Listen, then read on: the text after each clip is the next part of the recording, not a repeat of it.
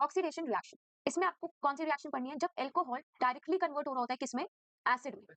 जब alcohol directly convert हो रहा होता है एसिड में, तो इसमें आप रिएजेंट्स कौन-कौन से यूज़ करते हैं? सबसे पहले आपको रिएजेंट्स याद रखने हैं। रिएजेंट्स आप कौन-कौन से यूज़ करते हैं? एक तो आप यूज़ करते हैं एसिडिफाइड एसिडिफाइड K2Cr2O7 और एक आप यूज़ करते हो एल्कलाइन KMnO4। इन दोनों में से आप कोई भी रिएजेंट यूज़ कर सकते हो, किसको कन्वर्ट करने में? जब आप डायरेक्टली कन्वर्ट कर रहे हो अल्कोहल को एसिड में। जब आप डायरेक्टली कन्वर्ट करते हो अल्कोहल को एसिड में, तो आप कोई सा भी एक रिएजेंट यूज़ कर सकते हो, या तो K2Cr2O7 एसिडिफाइड K2Cr2O7 या फिर आप यूज़ कर सकते हो एल्कलाइन KMnO4। ठीक है? अब एक बार मैं आपको एक एग्जांपल दिखा देती हूँ इसका। फॉर एग्जांपल अगर आपको इथेनॉल को डायरेक्टली कन्वर्ट करना है किसमें?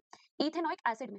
तो आप कौन सा रिएजेंट यूज़ करते हो? इन दोनों में से कोई भी आप एक रिएजेंट यूज़ कर सकते हो, ये आपकी ऑक्सीडेशन रिएक्शन हो गई। अब मैं हो गया oxidising agent alkaline potassium permanganate that is KMnO4, एक हो गया आपका acidified potassium dichromate that is K2Cr2O7। ठीक है?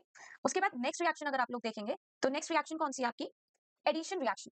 अब एडिशन रिएक्शन में क्या करते हैं हम? एडिशन रिएक्शन में जब आपको एल्कीन से डायरेक्ट क्या बनाना है? एल्कीन से डायरेक्ट आपको क्या बनाना है? एल्केन बनाना है।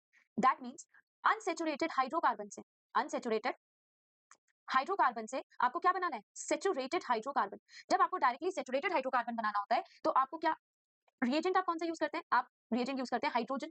पर हाइड्रोजन के साथ आप कैटालिस्ट यूज करते हैं, या तो आप निकल यूज करते हैं या फिर पैलेडियम कैटालिस्ट यूज करते हैं। तो एक एग्जांपल देख लेते हैं। फॉर एग्जांपल प्रोपीन है CH3 CH double bond CH2। ठीक है? अब इसको आपको किसमें कन्वर्ट करना है? अनसैचुरेटेड हाइड्रोकार्बन को सैचुरेटेड हाइड्रोकार्बन में कन्वर्ट करना है। तो आप क्या डालेंगे इसमें? निकल और पैलेडियम किसी भी इन दोनों में से कोई भी एक कैटालिस्ट लेंगे और हाइड्रोजन पास कराएंगे, तो इसमें आपकी किसकी फॉर्मेशन हो जाएगी? सैचुरेटेड हाइड्रोकार्बन की, that is propane.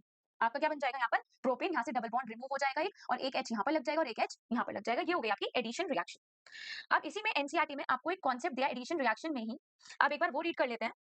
Addition reaction में इन्होंने आपको क्या दिया है? वेजिटेबल ऑयल कैसे होते हैं? उसमें अनसैचुरेटेड हाइड्रोकार्बन होते हैं, मतलब कि डबल बॉन्ड प्रेजेंट होते हैं।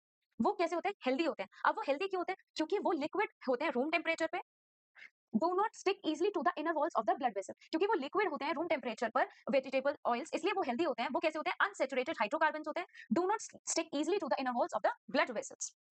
ठीक। अब आते हैं एनिमल फैट। अब एनिमल फैट हार्मफुल क्यों होते हैं हेल्थ के लिए? क्योंकि वो सैचुरेटेड हाइड्रोकार्बन्स होते हैं, जिसमें आपके सिंगल बॉन्ड प्रेजेंट होता है।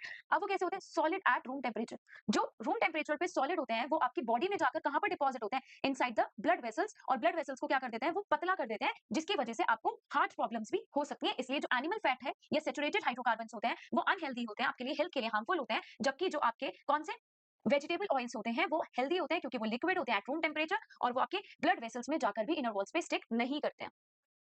ये हो गई आपकी एडिशन रिएक्शन, एंड ये हो गई आपकी ऑक्सीडेशन रिएक्शन।